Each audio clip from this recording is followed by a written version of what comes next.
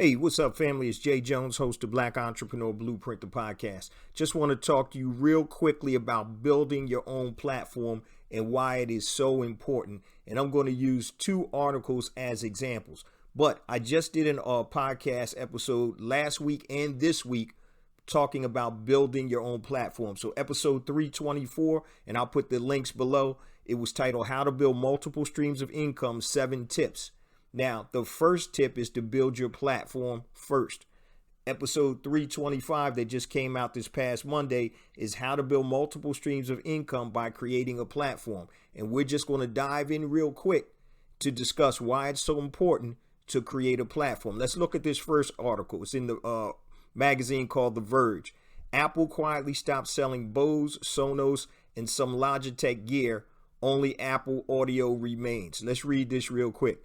Apple just made its rivals disappear in its own retail store. Anyhow, as Bloomberg reports, the company has abruptly stopped selling Bose, Logitech, and Sonos audio products, including the popular Bose noise-canceling headphones that would almost certainly be a direct competitor to the headphones that Apple has repeatedly been rumored to be ready to announce sometime this year. And the article just goes on. So what happened is pretty much that Apple said, you know what, we're about to create these competing products and we're not going to sell your products anymore. Now, of course, Bose and Sonos and Logitech have their own sites, but just imagine if this was your site. Just imagine if you only had one product and it was on Amazon, and Amazon decided that, you know what, you can't sell on this platform anymore. That's why you use platforms such as Amazon, eBay, Etsy. Once again, they're distribution channels. You don't have an Amazon business. You have an e-commerce business that may sell on Amazon, but you always need to build your own platform.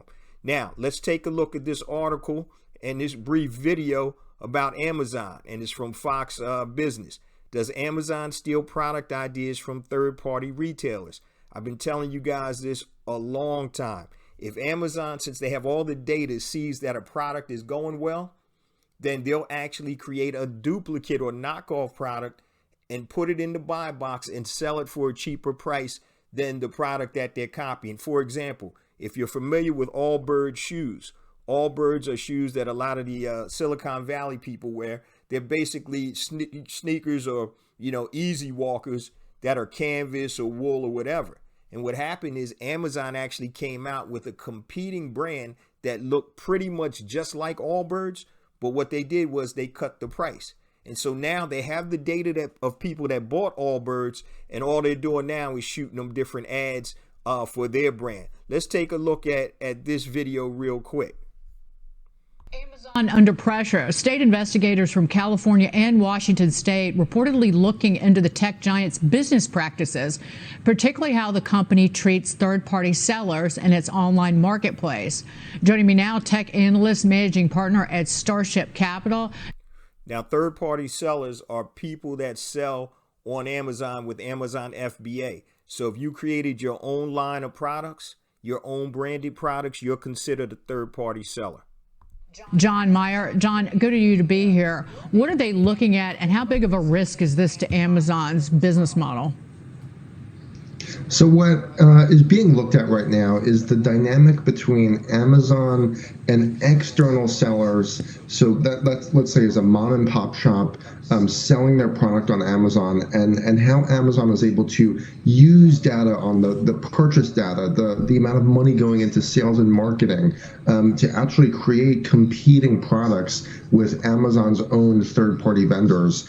And the reason this is so key is that due to the fact that Amazon has so much data on both what consumers are buying as well as how third-party vendors are selling it, it's leading to the conclusion that it's a handful of very unfair business practices as it relates to these third-party vendors.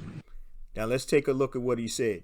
Basically, Amazon has the data. So when you sell your product on Amazon, and I say this on the podcast all the time, Amazon does not give you direct access to your customer's email address. So when you're in your Seller Central account, if you want to send somebody that just bought your product an email, it's an encrypted email through Amazon's back office. And what does that mean? That means you cannot build your email database. And the difference between a successful business and an unsuccessful business is the database. The more database or more entries or customers that you have in your database, the better off you're going to be. So the difference between $1 million product launch and $100 product launch is only the size of the database. So Amazon has all of that data. Now, if they see a product, just like this gentleman said, if they see a product that's moving, they're going to create a competing product. There was another article that I read recently about a company that creates little storage bins that you put in the back of your truck, the little foldable type bins where you can put groceries and things like that in the back of your SUV. They were the #1 seller in that product category in Amazon. And then guess what happened? Amazon came out with a competing product that looked almost exactly like that product, but at almost 50% less. So what do you think people did? People stopped buying that one product and started buying the Amazon branded product. And what happened was it killed that business. So that's why you always need to have your own platform so you can actually control the customer interaction, the customer experience. People buy on Amazon because they trust Amazon. They don't trust necessarily you unless you have a good brand name. So yes, you can sell on Amazon, but what you have to understand is that you need to control your platform. Build your platform first. So it could be a podcast, it could be a video channel, it could be a blog, whatever it is. You need to build that so you can control it. You know, people get all excited about Amazon Prime days. So if you're selling a product on Amazon, that's probably one of the biggest days in terms of your sales. But guess what? If you have your own platform, you can create your own Prime Day anyway, anytime you want. All it is sending out promos to the 10,000 people you have on your email list. That's what I talk about, building a platform. So let's look at a little bit more of this video and see what else this gentleman says. So my question is to John, who are the principal competitors out there, obviously smaller in scale, that would benefit from a breakup, or has Amazon just monopolized the market? Do the mom and pops have an opportunity at an eBay or an Etsy to compete, or is all of the big data that Amazon have make it impossible for them to compete outside of Amazon?